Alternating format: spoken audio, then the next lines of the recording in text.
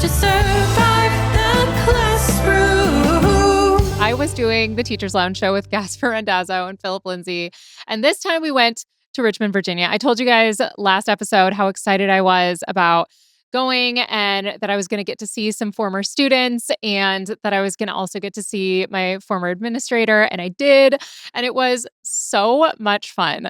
But, I always wondered what it would be like to be on the road with other comedians and like what it might like look like. So I'm just going to tell you guys one story because I obviously of Gasper Phil and I'm the girl on stage. And it's this weird thing because I do feel this pressure because I know that the perception is that female comedians are not as funny as male comedians. And I'm not saying like Gasper and Phil never make me feel that way. And our fans never make me feel that way. But I've heard it so much that I feel like this extra pressure, right? And I'm also very new to doing stand up. So I'm working really, really hard because I want to hold my own, right? I want people to come to the show and I want them to think we're all amazing. I don't want them to be like, well, the boys were good and then Andrea went up. Do you know? You know. And so I've been working really hard on all of that. And the other part of all of this though, so like there's the on stage stuff. There's we show up to the show, we hang out in the green room, we do all of that.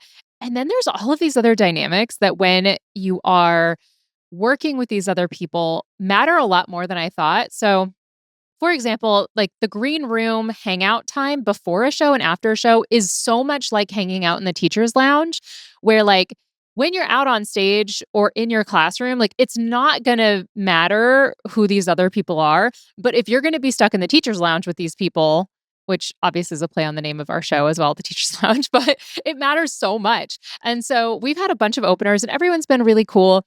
But this last weekend, we had, I think, the wildest opener we have ever had. He is based out of North Carolina. His name is Jerry Patoka. And if you guys ever get a chance to see him perform, he is genuinely one of the most intentionally and unintentionally funny humans I think I've ever met. Like, we were just hanging out with him and we kept on trying to figure out, like, hey, man, are you like, what are you teaching? And he's very Southern, like, he's like a little redneck princess, He's like, yeah, I've been teaching. I do that teaching stuff. And we're like, that's awesome, man. What do you teach? And he's like, all right, all right. And we're like, what? Like, wait, what? What do you teach? And he's like, yeah, you see, I go and I teach. And we're like, what does that mean? Like, so funny. And we finally eventually did find out that he like teaches career technical education and like he does all sorts like he's preparing students for the real world.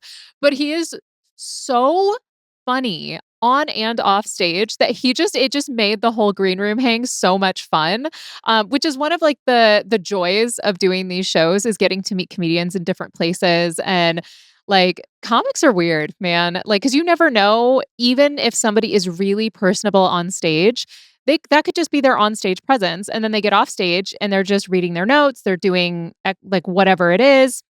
And so you never really know just based off of their content online or their clips what they're going to be like in the green room.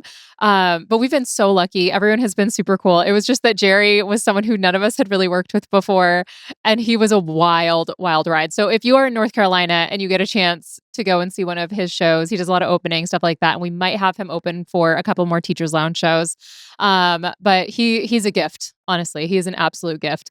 But it's so funny because I am a mom and I am used to, if we are going on a trip, we need things to be very organized and coordinated, right? And so when I go on the trips with these boys, um, I sometimes assume the role of being their mother. Unintentionally, I don't mean to do this. I'm not trying to infantilize them. They are very big boys and they can take care of themselves. However, they can't, and I am their mother. So the thing is that before we came on the show, like went for the show weekend, I like printed out the itinerary, right? And guys, I'm truly not a type A person. This is a survival tactic for someone who is severely ADHD. And if I don't have this stuff written somewhere accessible, I will lose it and I will be stressed. So this is that's where this came from, right?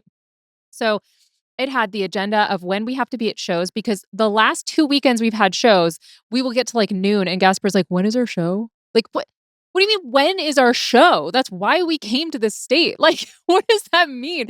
And then, like, Phil lost his known traveler number. And so I had to send him his known traveler number. So part of it is also because of that. So I created this very, like, specific agenda. It had my enterprise rent-a-car information on it. It had what time I had to leave. It had everything, right, on this document. I printed out 3 copies Saturday morning and I brought it to the boys and I was like, hey, keep this. So that way you guys can like shut up and stop talking to me about this and asking me these questions that I gave you already, right? And they both made fun of me. They roasted me the whole time. They're like, "Are you leaving us here? Why are you giving us this information?" I was like, "You just don't know like if you're going to need it or not." So I don't know what happened to those papers. But on Sunday, I was cutting it very close with my flight. Like the show ended at 3:30. Killer show in Raleigh. It was so much fun. I think it was one of my best sets. So it killed me that I missed the meet and greet and I had to bolt. But the guys' flights didn't leave till later. And so I was like, okay, like we had some friends that came to the Raleigh show, so they took us to the airport and I allowed Gasper and Phil to return my car. They texted me like I'm taking off, right? And they text me and they say, "Which rental car place was it?" And I try and text them back and I can't because we're up in the air. I try and connect to the Wi-Fi. It connects for a second and I get a bunch of text messages of them asking Enterprise. Is it Enterprise? And like all of these different text messages, I can't respond to any of them. And the fury I feel with the fact that they were given a piece of paper that had that information on it and even had like my traveler information, like it had like the renter agreement on it, like everything. And finally I land and I have a text from Phil that says like he looked up the VIN number and like did all of this workaround because the ding dong didn't look at the paper I gave him. I'm like, listen, this is why. This is why I have to be their mother. And one of them forgot deodorant. You guys, so what it is like being on tour is a little bit like traveling with my children, is the reality of it. So if we're coming to a show in your area, you guys need to come. Thank you so much for watching. Want more of How to Survive the Classroom? You can watch the rest of the episode right now. Just click on that little box over there. Do you see it? And if you haven't yet, please subscribe. Okay, bye.